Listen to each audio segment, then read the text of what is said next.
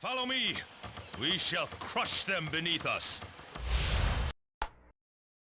Black Myth Wukong really opens the door. Because Phantom Blade Zero devs, well, he told DualShocker that everyone now realized China-made games have the potential to sell 30 million copies. I'm not kidding, it's true. It seems the East will conquer the West. Here it is, folks. Summary: Black Myth Wukong set a new standard for China-made games, reaching 2.4 million concurrent. Yeah, 2.4. And not only that, Phantom Blade Zero's announcement trailer got 5 million views on PlayStation YouTube channel. And also, you should know Phantom Blade Zero devs is aiming to beat or perhaps to emulate the success of Black Myth Wukong. Ooh, you have to see this. Now, sometimes these things you already know.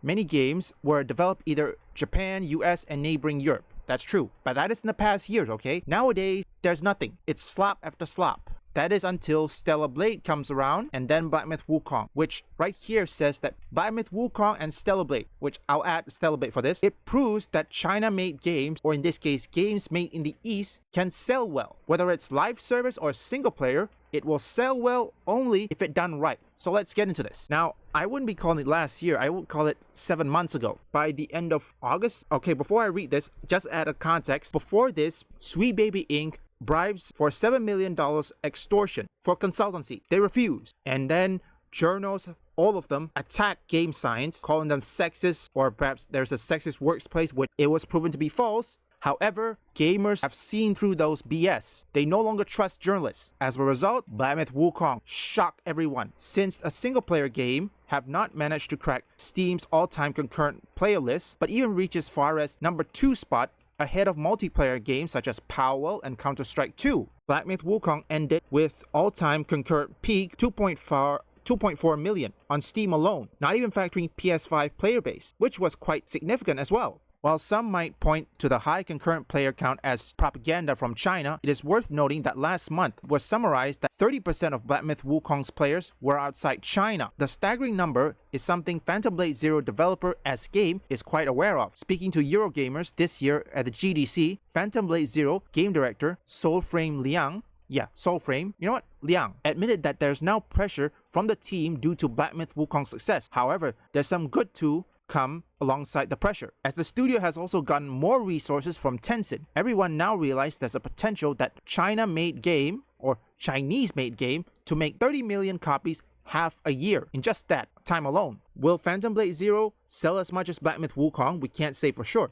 Okay, we're gonna have to make some polls for that after this. The developers are optimistic that the game is tracking ahead of Wukong in social media outside China. The launch trailer for Black Myth Wukong received 2.8 million views on the game's YouTube channel and 3 million views on the PlayStation YouTube channel. In comparison, Phantom Blade Zero's announcement trailer, PS5 or PlayStation channel, has 5 million views. So that's not an indicator that it will sell well as Wukong, but it does shows an interest there. So here's a poll. Based on this information that you see, how many players will Phantom Blade Zero receive? Can it beat Black Myth Wukong? Whatever number it is you have, put it in the comments. I don't know, and I don't know when it's coming out. I'm probably going to either get the PC version or the PS5. But if they have de novo, I have no other choice but to pick up the PS5 version. China is really kicking it. Not only that, it's because of the success of Black Myth Wukong and Stellar Blade, these games open the door. They open the door for more games to be successful and also to even destroy any myth that many companies like to facade. Like say, live service is the new norm and single player is not. Black Myth Wukong proves it wrong. And another myth is that you have to cater to modern audience, or perhaps you have to include this diversity or anything like that, which that is proven to be a false narrative. And when you make a good game, people will buy in the mass. Even South Korea is also seeing this. They are now having a new game that is called The First Berserker Kazan, I believe that's the name. Yeah. So far, it's tracking like about less than 20,000 concurrently. I'm gonna have to recheck the player count on SteamDB. But that's the thing. The reason why, and like I said, this is just my conspiracy theory, I think many of these Eastern developers, mainly in China and South Korea, they must have seen the discourse surrounding Woke or perhaps Sweet Baby Inc., mainly in Suicide Squad Kill the Justice League, or in this case, Forspoken.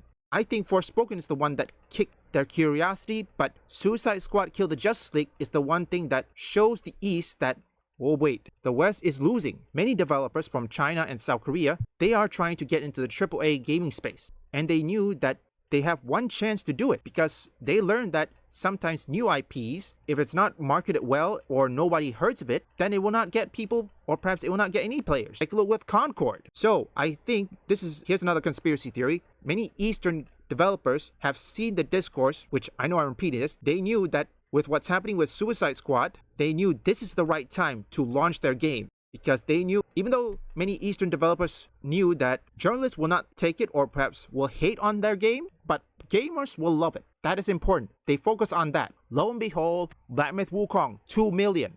I wonder what player counts for Stellar Blade will do. Will it be similar with Black Myth Wukong? Who really knows? And like I said, to all Western AAA games or developers, and I know some people are still doing good, such as Hazelight and Saber Interactive. They're making games Split Fiction and Warhammer 40k. They're good, but, well, they're few in between. The majority of them still producing slop, which there's an upcoming one that is called South of Midnight, and that game will flop, which I'm not taking it back. It will flop. Because if you want to make a game based on the Deep South, why do you hire Sweet Baby Inc? That's the real question. If any of these Western woke AAA games or game developers continue this path, well, China's gonna blitzkrieg their way to the top and they will conquer the Western market. The Western AAA developers will have no one to blame but themselves.